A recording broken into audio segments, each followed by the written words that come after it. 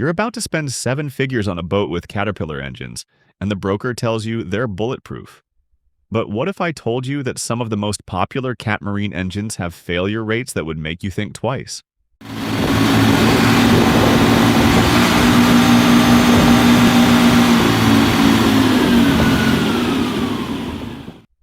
Today, we're diving into the shocking truth behind Cat Marine engines, the models that have left boat owners stranded, broke, and questioning everything they thought they knew about reliability. Today, our engine cut out. Now, before the Cat fanboys start typing angry comments, let me be clear. Caterpillar makes some exceptional marine engines, but they've also produced some models that have earned reputations for catastrophic failures, expensive repairs, and premature breakdowns. And if you're in the market for a boat powered by any of these engines, you need to know what you can expect.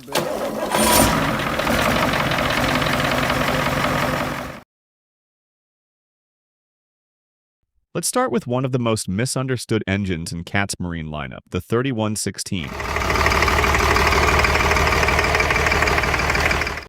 This engine has developed a reputation that's both deserved and unfairly broad, and understanding the real story is crucial for anyone considering a boat with this power plant. The Cat 3116 had what the industry called soft block issues. However, this issue was mainly limited to a specific batch of early French-manufactured engines and was corrected in subsequent production. Many 3116 engines in service do not suffer from this flaw, and many have proven robust with proper maintenance. Here's what actually happened. In the early production runs, a batch of 3116 engines manufactured in France had insufficient hardening of the cylinder walls during the manufacturing process. This wasn't a design flaw that affected all 3116 engines. It was a quality control issue that was specific to certain production batches. The problem was that these soft cylinder walls would wear prematurely under normal operating conditions. In severe cases, the cylinder walls could actually develop cracks or breaches, leading to catastrophic engine failure. But here's the key point that often gets lost in the horror stories.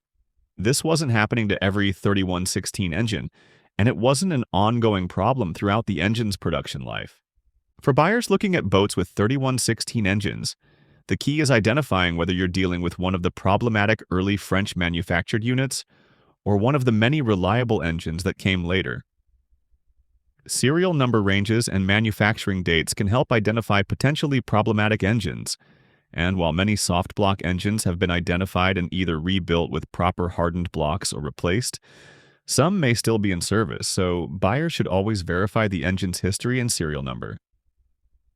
The irony is that a properly rebuilt 3116 with an upgraded hardened block can actually be more reliable than some newer engines, because the rebuild process often includes updates and improvements that weren't available in the original design.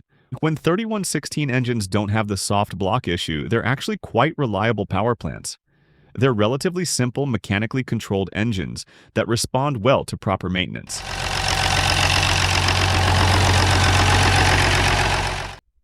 Many commercial operators have run these engines for thousands of hours without major issues.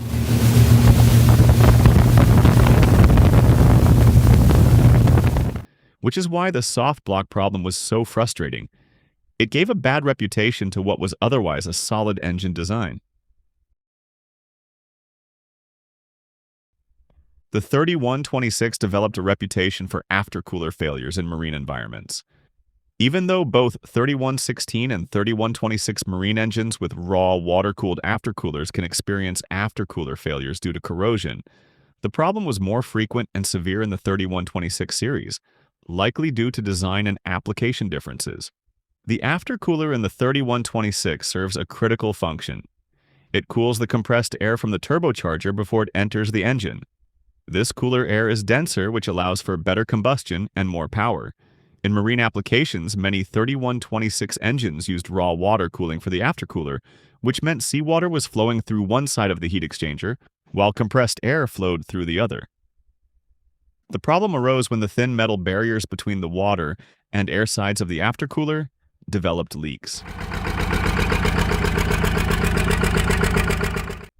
In a freshwater environment, aftercooler leaks can still allow water into the intake system, which can definitely cause damage. But in a marine environment, the presence of salt water accelerates corrosive damage dramatically when it enters the engine's combustion chambers. When salt water enters an engine's cylinders, it doesn't just cause immediate damage. It starts a process of destruction that can continue even after the engine is shut down. Salt water is incredibly corrosive, and it attacks everything it touches: piston rings, cylinder walls, valves, and valve seats. What made these aftercooler failures particularly insidious was that they often started small. A tiny leak might introduce just a small amount of salt water into the system, causing gradual corrosion that might not be immediately apparent. By the time owners noticed symptoms like white smoke, rough running, or loss of power, significant internal damage had already occurred. In some cases, aftercooler failures didn't result in liquid water entering the cylinders, but rather a fine saltwater mist mixed with the intake air. This misting effect was almost worse than a direct leak because it was harder to detect, but still caused extensive corrosion damage over time. The mist would coat internal engine components with a thin layer of salt that would attract moisture from the air and continue the corrosion process even when the engine wasn't running. This is why some 3126 engines would show extensive internal corrosion, even when the aftercooler leak seemed relatively minor. The key to preventing catastrophic aftercooler failures in 3126 engines is regular inspection and testing. Pressure testing the aftercooler system can reveal leaks before they become major problems, and many experienced marine mechanics recommend annual aftercooler pressure tests for these engines, especially those operating in saltwater environments. However, even with regular testing, small or intermittent leaks can develop and cause corrosion between inspections. Early warning signs include white smoke on startup, which could indicate water in the cylinders, a sweet smell in the exhaust, which could indicate coolant burning, or a gradual loss of power over time. Unfortunately, by the time these symptoms are apparent, some internal damage has usually already occurred. The CAT 3196 did inherit aftercooler risks from its predecessor. However, many problems can be prevented with updated aftercoolers and strict adherence to the recommended replacement schedule. Caterpillar and many marine technical experts recommend inspecting and generally replacing the aftercooler core every 6 years, especially in saltwater service, to prevent failure. While following this guideline greatly reduces the risk of failure. In severe operating environments or under heavy use, more frequent inspections or replacements may be necessary. The 3196 represented Caterpillar's attempt to build on the lessons learned from the 3126, but the initial version still carried forward some of the same fundamental aftercooler design issues. The good news is that CAT recognized these problems and developed improved aftercooler designs and maintenance protocols specifically to address them. The updated aftercooler cores use improved materials and construction techniques that are more resistant to saltwater corrosion. The heat exchanger tubes are made from more corrosion-resistant alloys, and the overall construction is more robust.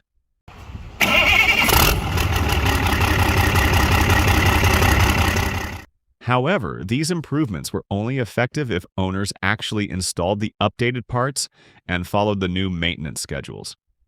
Caterpillar's recommendation to replace aftercooler cores every 6 years might seem excessive to owners accustomed to run it until it breaks maintenance philosophies, but it's based on hard data about corrosion rates in marine environments. The 6-year interval is designed to replace the aftercooler core before corrosion has a chance to create leaks.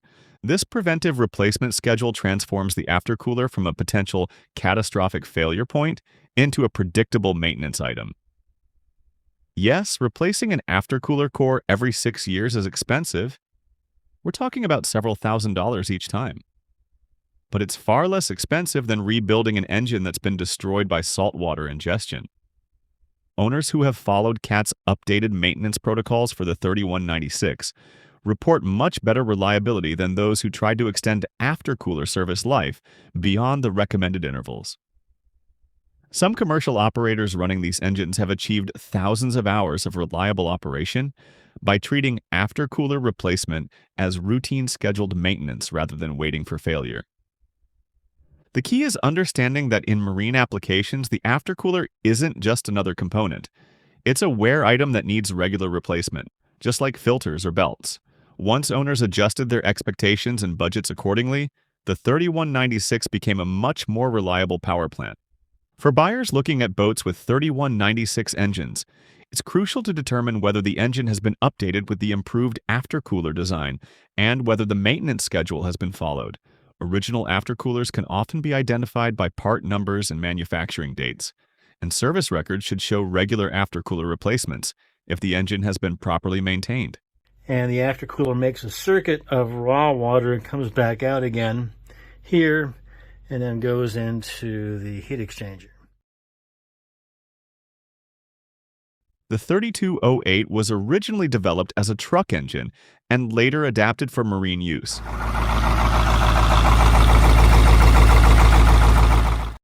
Higher horsepower, turbocharged marine versions, typically 375 to 435 horsepower, do place more stress on components and may require closer attention to cooling, proper marine adaptation, and maintenance intervals, especially where engine room ventilation is limited or cooling is marginal. However, many remain reliable when all these factors are properly managed. Understanding the 3208's origins as a truck engine is crucial to understanding both its strengths and limitations in marine applications. Truck engines are designed for different operating conditions than marine engines.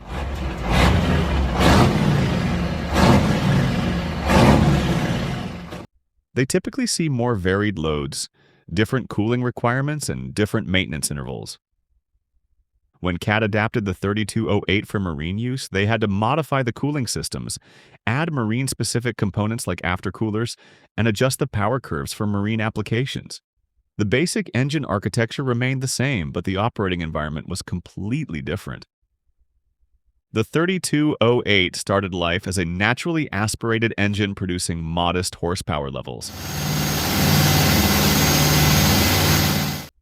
As market demands for more power increased, CAT added turbocharging and increased power output significantly. The problem was that each increase in power put additional stress on components that were originally designed for lower power levels. A naturally aspirated 3208 producing 200 to 250 horsepower was operating well within its design parameters. But when that same basic engine architecture was turbocharged and tuned to produce 400 plus horsepower, every component was working much harder. Pistons, connecting rods, bearings, and cooling systems were all operating closer to their limits. Higher power 3208 engines generated significantly more heat than their lower powered siblings, and the cooling systems had to work much harder to manage that heat. The aftercooler systems, in particular, became critical components that couldn't be neglected.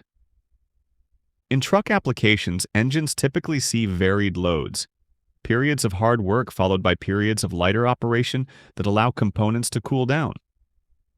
Marine engines, especially in displacement hull applications, often run at consistent loads for hours at a time. This constant loading, combined with the higher heat generation of turbocharged engines, created cooling challenges that didn't exist in the original truck applications. High-power 3208 engines require more intensive maintenance than their lower-powered counterparts. Oil change intervals need to be shorter, cooling system maintenance becomes more critical, and component inspections need to be more frequent. The aftercooler systems, in particular, need regular attention to prevent the kinds of failures we discussed with other CAT engines. Many owners who experienced problems with high-power 3208 engines were following maintenance schedules appropriate for lower-powered engines or truck applications. The higher-stressed marine engines needed more frequent attention, but this wasn't always clearly communicated to owners. The key to longevity with high-power 3208 engines is understanding that maximum rated power isn't meant to be used continuously. These engines can produce their rated horsepower, but doing so for extended periods will accelerate wear on every component. Successful operators of these engines typically cruise at 70 to 80% of maximum power, reserving full power for short periods when needed. This operating philosophy allows the engines to deliver good performance while maintaining reasonable component life. When we move into CAT's large displacement marine engines, we're talking about power plants designed for serious commercial and large yacht applications. These engines represent significant investments, both in initial cost and in operating expenses. So, understanding their real-world performance is crucial.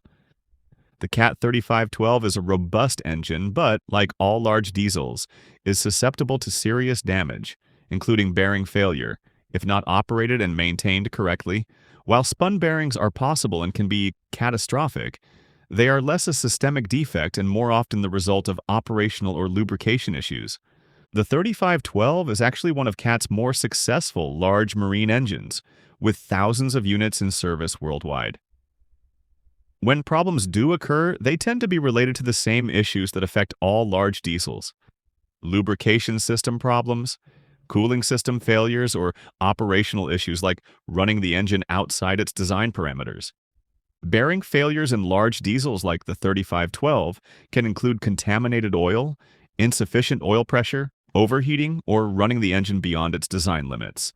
When a bearing does fail in a 3512, the damage can be extensive because of the engine's size and power output. The key to preventing bearing failures is maintaining proper oil pressure and temperature, using the correct oil specifications, and following proper warm-up and cool-down procedures. Large engines like the 3512 are less forgiving of operational shortcuts than smaller engines. The 3512 requires professional-level maintenance and monitoring. These engines typically have sophisticated monitoring systems that track oil pressure, temperature, and other critical parameters. Ignoring warning signs or deferring maintenance can lead to catastrophic failures that cost far more than preventive maintenance. Many problems can be traced back to inadequate maintenance or monitoring. These engines need regular oil analysis, cooling system maintenance, and component inspections by technicians who understand large diesel engines. The CAT 3608 is a large, sophisticated marine engine. While there have been reported instances of major failures, sometimes even at low hours, these typically result from a combination of operational, maintenance, and manufacturing factors, rather than being inherent to every 3608 in service. The 3608 is one of the most complex engines in CAT's marine lineup, with sophisticated fuel injection systems, advanced cooling circuits, and high-precision manufacturing tolerances. This complexity can be both a strength and a weakness. When everything works correctly, the engine delivers exceptional performance and efficiency. When problems occur, they can be complex and expensive to diagnose and repair. The reported instances of early failures in 3608 engines have been extensively investigated by both CAT and independent marine surveyors. In most cases, the failures could be traced to specific causes: contaminated fuel, improper installation, inadequate cooling, or operational issues. Some early failures were related to manufacturing defects, but these were typically isolated incidents rather than systemic problems. CAT has implemented quality control improvements and updated specifications to address the issues that were identified in these investigations.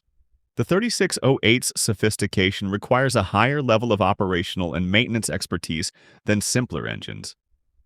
These engines have complex fuel injection systems that are sensitive to fuel quality, advanced cooling systems that require precise maintenance, and monitoring systems that need to be properly understood and utilized. Operators who treat a 3608 like a simple mechanical engine are likely to experience problems. These engines require systematic maintenance, proper operational procedures, and technicians who understand their complexity. When we talk about CAT engine failures, the financial impact extends far beyond just the repair costs. Understanding the total cost of ownership is crucial for anyone considering a boat with these engines. Repairing a catastrophic engine failure, such as a soft block failure in a 3116 or internal saltwater damage from an aftercooler leak in a 3126 or 3196, can be extremely costly, sometimes reaching tens of thousands of dollars. For the largest engines, major repairs can potentially exceed six figures, but actual costs depend greatly on the scope of damage and local repair rates. The variation in repair costs is significant, and depends on several factors: the extent of internal damage, availability of parts, labor rates in your area, and whether you're dealing with a complete rebuild or just replacing damaged components. The direct repair costs are just the beginning. When your engine fails catastrophically, you're looking at emergency towing fees that can easily run into thousands of dollars, especially if you're far from port. Lost time on the water represents another significant cost, especially for charter operators or owners who have planned expensive cruising trips. Marine insurance coverage for engine failures varies widely. Some policies specifically exclude losses due to wear, corrosion, or preventable maintenance issues. So it's essential to check the details of your policy to understand what is and isn't covered. Perhaps most significantly, a history of major engine problems can devastate a boat's resale value. Even after expensive repairs, buyers are often wary of boats that have experienced catastrophic engine failures. The stigma of having had a bad engine can follow a boat for years, making it difficult to sell at market value. This is particularly true for boats with engines that have known problem histories, where the reputation alone can significantly impact marketability.